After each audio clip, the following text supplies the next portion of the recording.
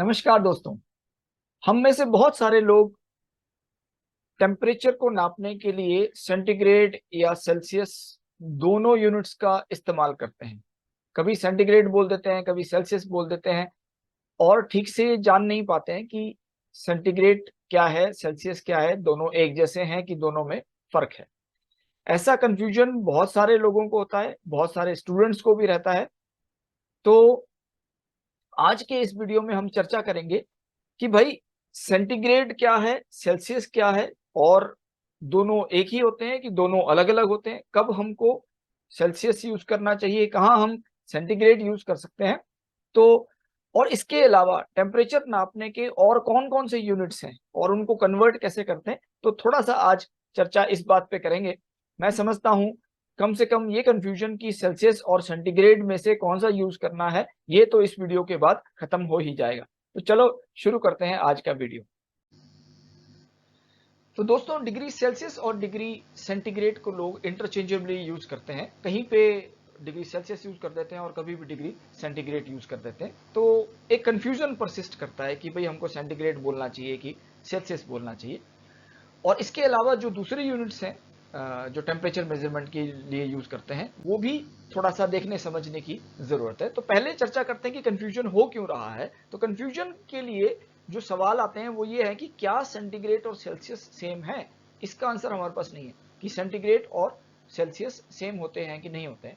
दूसरा क्वेश्चन है कि अगर सेम है या डिफरेंट भी है तो दोनों के बीच में रिलेशनशिप क्या है, सेंटीग्रेड और सेल्सियस में रिलेशनशिप क्या है, और दोनों में से करेक्ट यूनिट कौन सा है, सेंटीग्रेड यूज करना चाहिए कि सेल्सियस यूज करना चाहिए, 35 डिग्री सेल्सियस बोलेंगे कि सेंटीग्रेड बोलेंगे, इस बात में चर्चा करने की जरूरत है।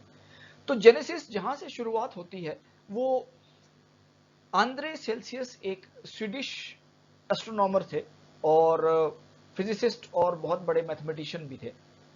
इन्होंने 1742 में एक स्केल बनाया जिसको उन्होंने कहा the centigrade scale of temperature. Andre Celsius ने स्केल जो बनाया उसको कहा centigrade scale of temperature. Centigrade उसको इसलिए कहा गया, सेंटी मीन्स 100 और ग्रेड मीन्स ग्रेजुएशन, 100 मार्क्स उसमें है। तो 100 ग्रेजुएशन वाला जो स्केल था उसको कहा गया सेंटीग्रेड।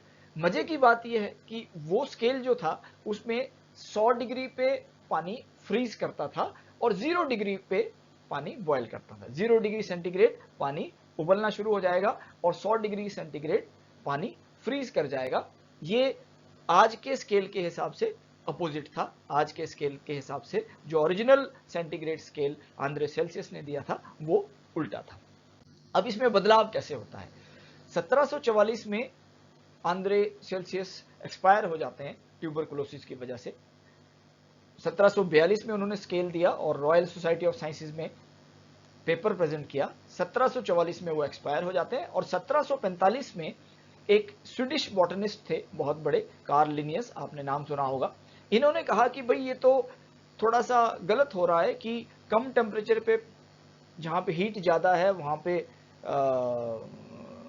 पानी फ्रीज हो रहा है और जहाँ पे टेम्परेचर ज़्यादा है वहाँ पे पानी फ्रीज हो रहा है। तो उन्होंने क्या किया, इस स्केल को इन्वर्ट कर दिया और इन्वर्ट करने के बाद ये स्केल आज की फॉर्म में आ गया कि 0 डिग्री पे पानी फ्रीज करना दर्शाता है और 100 डिग्री पे पानी इंडिकेट करता है कि बॉइलिंग टेम्परेचर हो गया। और इस सेंटीग्रेड स्केल ऑफ टेम्परेचर को कार्ल लिनियस ने इन्वर्ट किया 1745 में।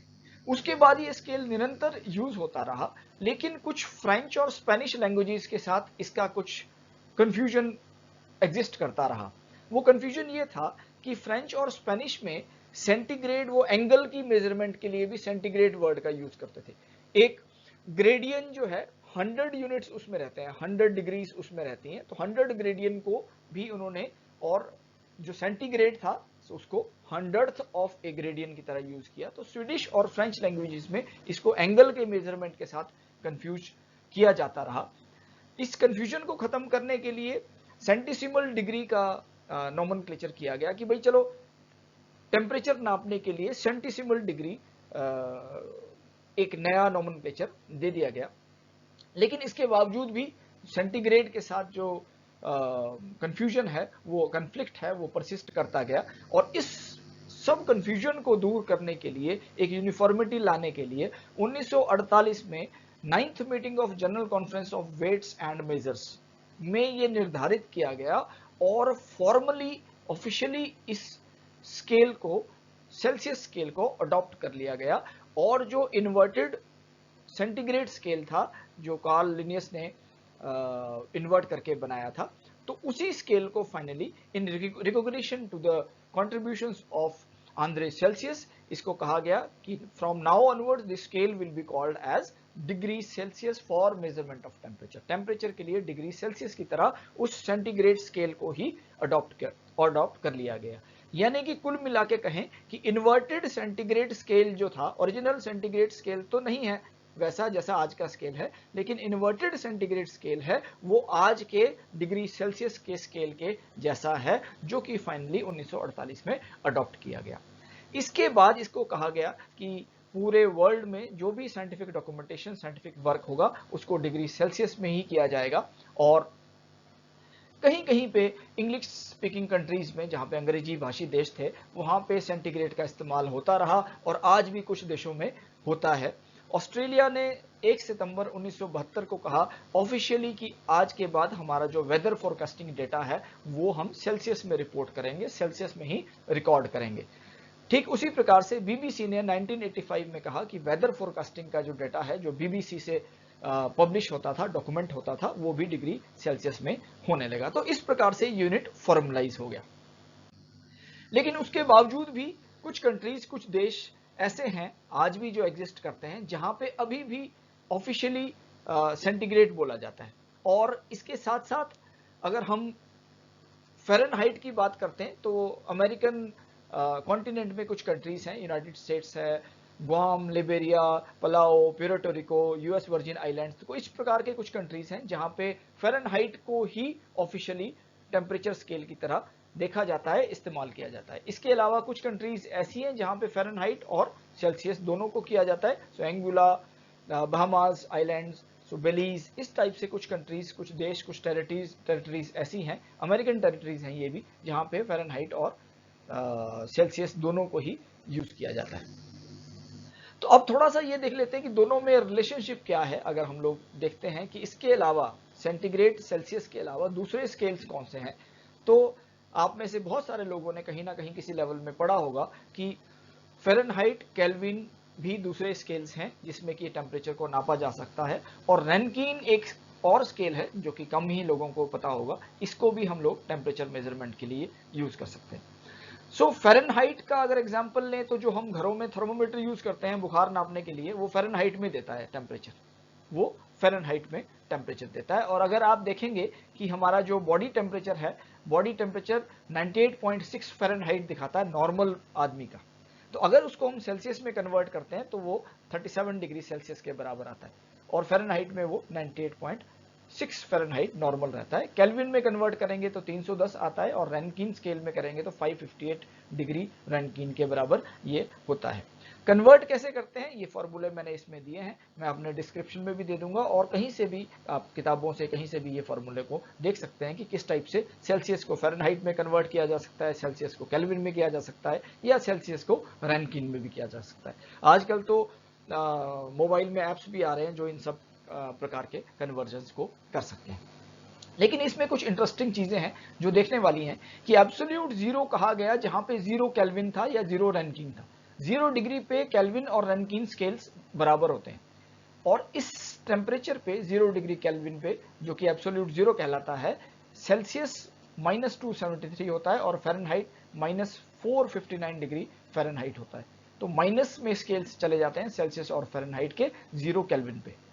लेकिन जहां पे सेल्सियस और फ़ारेनहाइट बराबर होते हैं वो -40 डिग्री सेल्सियस होता है। 40 डिग्री एक ऐसा टेम्परेचर है जहां पे फ़ारेनहाइट और सेल्सियस बराबर होते हैं। केल्विन और रैंकिन स्केल यहां पे भी पॉजिटिव रहते हैं।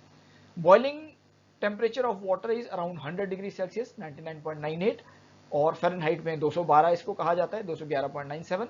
वैसे ही जो मेल्टिंग पॉइंट ऑफ आइस है या फ्रीजिंग पॉइंट ऑफ वाटर है, सो 0 डिग्री सेल्सियस, जिसको कि 32 फ़ारेनहाइट के बराबर भी देखा जाता है। तो इस प्रकार से इन स्केल्स को कन्वर्जन हम लोग करते हैं और आपने कभी ना कभी किसी लेवल में ये किया भी होगा। लेकिन इन सब चीज़ों से एक बड़ा इंटरेस्टिंग चीज़ ये नज़र आती है कि जो वर्केबल टेम्परेचर्स हैं सेल्सियस के और फ़ारेनहाइट के, वो भले ही माइनस में चले जाएं, लेकिन केल्विन और रैंकिन अधिकतर रेंजेस में ये पॉजिटिव ही रह रहे हैं। और इसका एक बड़ा भारी यूज हम लोग करते हैं जब हाई टेम्परेचर्स कैलकुलेशंस करते हैं, और इनकी एप्लीकेशंस फिर अलग अलग स्केल्स की जरूरत हमको वहां पड़ती है, वरना इन स्केल्स की हमको आवश्यकता ही नहीं थी। तो जब हम इसका यूज देखते हैं कि बेसिकली ये कहाँ यूज हो रहे हैं, तो सेल्सियस तो मेट्रिक सिस्टम में यूज होता है, जो मेट्रिक सिस्टम ऑफ मेजरमेंट का यूज किया है, अडॉप्ट किया है पूरे globally. So Celsius is a metric unit of temperature. Fahrenheit जैसे मैंने कहा कि यूएस टेरिटरीज में, यूनाइटेड स्टेट टेरिटरीज में अभी भी यूज होता है, और मेडिकल साइंस में यूज हो रहा है, वेदर फोरकास्ट में भी कहीं कहीं पे यूज होता है। केल्विन स्केल का कलर टेम्परेचर मेजरमेंट के लिए यूज होता है। अगर हम बात करें जो कलर्स होते हैं, कलर्स के भी टेम्परेचर्स होते हैं। अगर आप यहाँ देखेंगे तो इसमें लगभग जो ब्लू कलर है उसका टेम्परेचर है 10,000 केल्विन, और जो रेड कलर है उसका टेम्परेचर है 1000 केल्विन। तो कलर के जो लेवल्स हैं वो इस टाइप से भी हम लोग देखते हैं। अगर कोई बल्ब का आप कोई पैक पढ़ते हैं तो उसमें भी कहीं ना कहीं आपको 5000, 3000, 7000 केल्विन इस टाइप से कलर टेम्परेचर आपको लिखा मिल सकता है। So that is very very important. और वैसे ही क्रायोजेनिक वर्क मीन्स जो लिक्विड नाइट्रोजन माइनस टेम्परेचर्स में जो करना होता है हमको, सो वो भी हम लोग केल्विन स्केल में करते हैं, क्योंकि बार बार माइनस लिखने की जरूरत नहीं पड़ती। -196 पे भी केल्विन पॉजिटिव स्केल में रहेगा, तो जो बड़ी कैलकुलेशंस करने वाले हैं उनको माइनस माइनस माइनस माइनस बार बार नहीं लिखना पड़ता है, तो इसलिए वो केल्विन स्केल को यूज करते हैं। ठीक उसी प्रकार से रैंकिन स्केल को भी यूज किया जाता है एरोस्पेस इंजीनियरिंग में। तो जब एरोस्पेस इंजीनियरिंग में जो रॉकेट साइंस के उसमें इंजीनियरिंग में काम करते हैं, तो उनको वो बेसिकली रैंकिन स्केल को यूज करते हैं। यहाँ पे भी बेसिक रीजन यही है कि वैल्यूज पॉजिटिव रहती हैं, भले ही टेम्परेचर बहुत कम भी हो जाए तो भी इनकी वैल्यूज पॉजिटिव रहती हैं, और इस हिसाब से उनको कैलकुलेशन करना इजी रहता है, डॉक्यूमेंटेशन करना भी इजी रहता है। सो इसलिए उसको वहाँ पे यूज किया जाता है। तो फाइनली अगर हम लोग देखते हैं तो अल्टीमेट मैसेज ये है कि भाई सेल्सियस और सेंटीग्रेड सेम होते हैं, लेकिन अब जो अडॉप्टेड यूनिट ऑफ मेजरमेंट है वो सेल्सियस है, सेंटीग्रेड नहीं है। हिंदुस्तान में भी नहीं है और दुनिया के बहुत सारे देशों में भी नहीं है, और मेट्रिक सिस्टम में नहीं है।